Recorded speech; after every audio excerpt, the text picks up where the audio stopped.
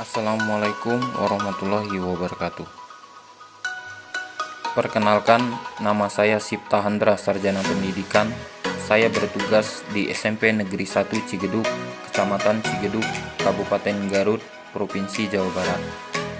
Saya merupakan calon guru penggerak Angkatan 7 tahun 2022 Kabupaten Garut.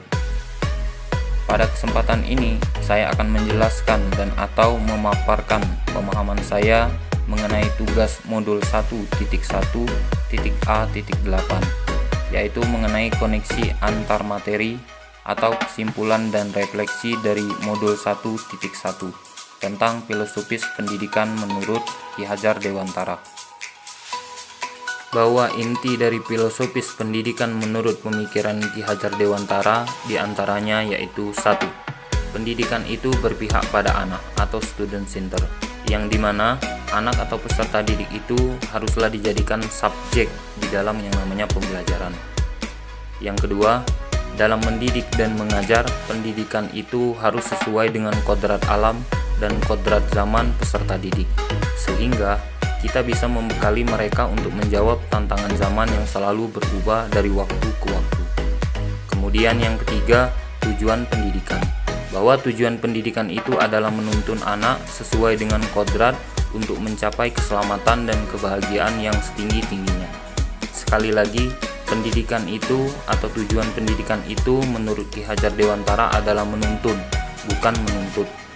Kemudian yang berikutnya adalah di dalam menuntun anak atau peserta didik, sebagai seorang guru hendaklah kita selalu berprinsip pada trilogi pendidikan dari Ki Hajar Dewantara, yaitu Ingarso Sung Tulodo, di mana di depan memberikan contoh yang baik, Ingmadia Mangun Karso, di tengah membangun semangat, Tutwuri Handayani, di belakang memberikan motivasi atau dorongan.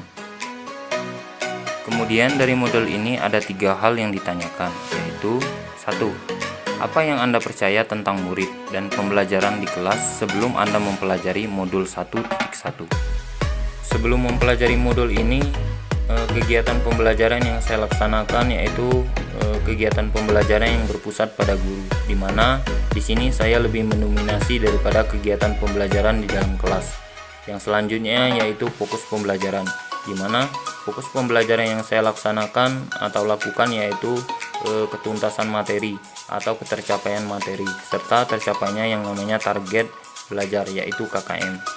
Yang selanjutnya yaitu saya kurang memahami atau tidak memahami yang namanya karakteristik murid atau peserta didik, di mana saya berharap semuanya itu harus terlihat yang namanya sempurna. Kemudian yang kedua, apa yang berubah dari pemikiran atau perilaku Anda setelah mempelajari modul ini?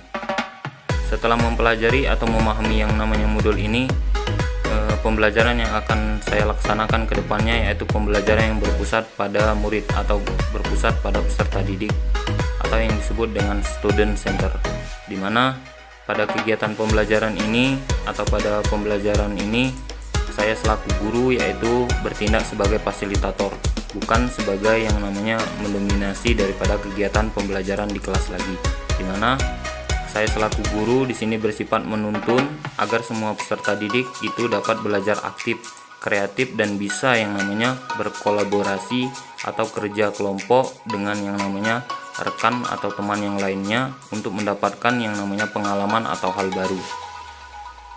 Kemudian selanjutnya saya berpandangan bahwa ilmu pengetahuan atau pembelajaran materi yang dilaksanakan di dalam kelas itu bisa dipelajari oleh anak atau peserta didik lewat pendidikan. Bisa juga dipelajari atau belajar mandiri yang namanya di luar sekolah, yaitu bisa belajar di rumah.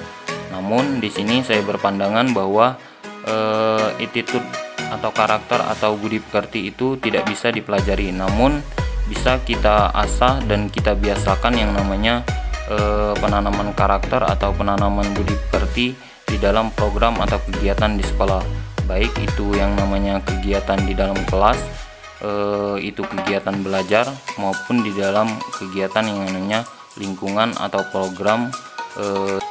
Yang selanjutnya yang ketiga, apa yang dapat segera Anda terapkan lebih baik agar kelas Anda mencerminkan pemikiran Ki Hajar Dewantara?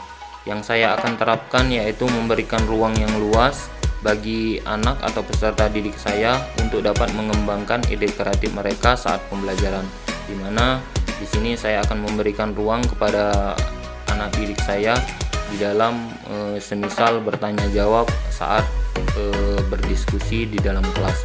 Kemudian yang kedua yaitu mengembangkan pendidikan karakter siswa, yaitu melalui pembiasaan atau kebiasaan positif di lingkungan sekolah, semisal sholat duha berjamaah, kemudian saling yang namanya menghargai satu sama lain, tidak ada yang namanya bullying ya. Kemudian selanjutnya yaitu merancang pembelajaran yang menarik, yaitu pembelajaran yang inovatif bagi peserta didik atau anak saya ke depannya, yaitu sesuai dengan kodrat alam dan kodrat zaman yang ada. Misal saya akan melaksanakan yang namanya pembelajaran berbasis teknologi, semisal mencari yang namanya titik koordinat dan lain sebagainya. Saya bisa menggunakan yang namanya HP ya sebagai yang namanya bahan pendukung daripada proses pembelajaran yang akan saya laksanakan ke depannya.